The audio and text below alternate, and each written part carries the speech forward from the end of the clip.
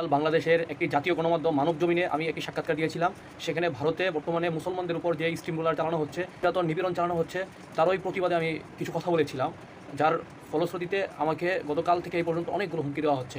আমি ফেসবুকে সেই ভিডিওটি আপলোড করার পর অনেক দাদাবাবুরা এবং মোদির অনেক বাঙালিতে যারা আছে আর কি, বাংলাদেশেও এমনকি ভারতবর্ষে যারা আছে পশ্চিমবঙ্গের, অনেকেই আমাকে নানানভাবে হুমকি দামকি দিচ্ছে। ফেক আইডি ইউজ করে আমাকে তারা কমেন্টসে বা ইনবক্সে এইভাবে হুমকি দিয়ে যাচ্ছেন। আসলে দেখুন, ধর্ম হচ্ছে বর্তমান এই যুগে এসে ধর্মীয় বিষয়টাকে আপনারা রাজনীতির হাতিয়ার বানাতে যাচ্ছেন বা বানিয়েছেন, এটা আসলে কোনোভাবে প্রত্যাশা করা যায় না। অন্তত এই যুগে এসে এটা প্রত্যাশা করা যায় না। আপনারা ধর্মকে হাতিয়ার বানিয়ে ক্ষমতায় গেছেন, কারণ ওইখানে সংখ্যাগরিষ্ঠ হিন্দু বসবাস করে, মুসলমানের সংখ্যা কম। আপনাদের প্রধান বয়ান ছিল সবসময় কীভাবে মুসলমানদেরকে আপনারা নির্যাতন করবেন, নিপীড়ন করবেন।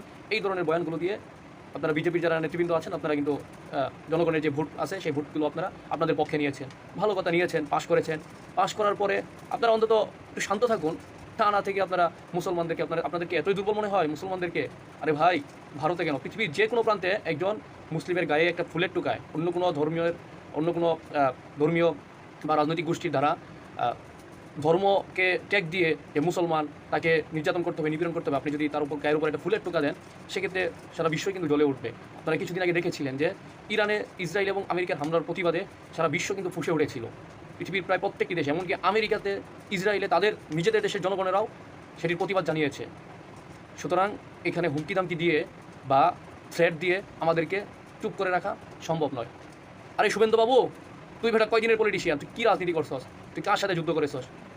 তুই বাদশাহ আকবরকে নিয়ে, তুই ভারতবর্ষের সুলতান মাহমুদকে নিয়ে, যিনি ভারতবর্ষে জমিদার প্রথা লাঠি মেরেছিলেন, যিনি 17বার ভারতবর্ষে আক্রমণ করে তিনি সেই জমিদারি প্রথাকে লাঠি মেরে ক্ষমতায় বসেছিলেন, তুই তাদেরকে নিয়ে আজকে নানান রকম বিদ্রুপ করে কথা বলছিস। তাদেরকে নিয়ে তারা কত সম্মানিত ব্যক্তি ছিল, তারা যুদ্ধ করেছে, যুদ্ধ করে তারা ক্ষমতার চেয়ারে বসেছে। তোর মতো উগ্রবাদী বয়ান দিয়ে নয় যে ক্ষমতায় গেলে আমরা মুসলমানদেরকে ধরে ধরে এই করবো সেই করবো, জয় শ্রীরাম বলাবো। এটা তুই জয় শ্রীরাম বলানোর কে? মুসলমানদের ভিতরে যেই পাওয়ার আছে, যে শক্তি আছে, তোর কি সেই সক্ষমতা আছে একজন মুসলমানকে তুই ধরে জোর করে জয় শ্রীরাম বলাবি? মুসলমান জীবন দিয়ে দেয়, কিন্তু তাদের রবের প্রতি তারা অনুগত থাকে। তোদের মতো বুকা চুদা ধর্মকে রাজনীতির হাতিয়ার বানিয়ে তোরা যা ইচ্ছা তাই করতেছিস। আমরা বাংলাদেশ আয়তনে ছোটো, আমরা ছোটো দেশ, হয়তো মনে করতে পারিস সীমান্তে যখন তখন আমাদের মানুষের উপর গুলি চালিয়ে দিস, কিন্তু তোদের পাশে যে পাকিস্তান আছে, চীন আছে, তাদের এটা জনগণের উপর গুলি চালায় দেখ, দুর্বলের উপর অত্যাচার করতে। পারলে তোর সমপর্যায়ে যারা আছে বা তোর থেকে বড় যারা আছে তাদের সাথে লেগে দেখ না, একটা আমার ভিতরে 10টা ফেলে দিবে সাথে সাথেই। আর বাংলাদেশ, জিয়াউর রহমানের সময় তোরা কি সীমান্তে এরকম করতে পেরেছিলি? আওয়ামী লীগের সময় তোদের 5টা গোলাম ছিল আওয়ামী লীগ, তোরা এই সীমান্তে যা ইচ্ছা তাই করেছ, ফেলানিকে কাটাতারে ঝুলিয়ে দিয়েছিস। সেই কাণ্ডগুলো এখন আর করিস না। এখন ওই আওয়ামী লীগ ক্ষমতায় নাই, এখন আর আওয়ামী লীগ ক্ষমতা নেই। এখন বাংলাদেশের জনগণ প্রতিবাদ করতে জানে।